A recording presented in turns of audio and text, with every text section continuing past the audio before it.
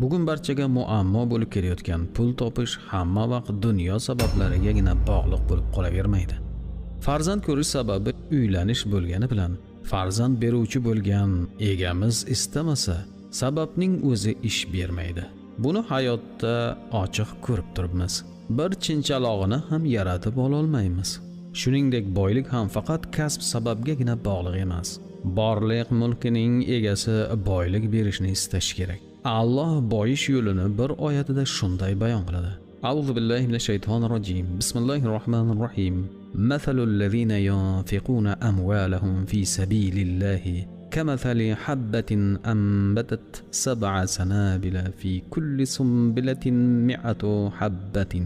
Wallahu yudha'ifu liman yasha wallahu wasi'un alim.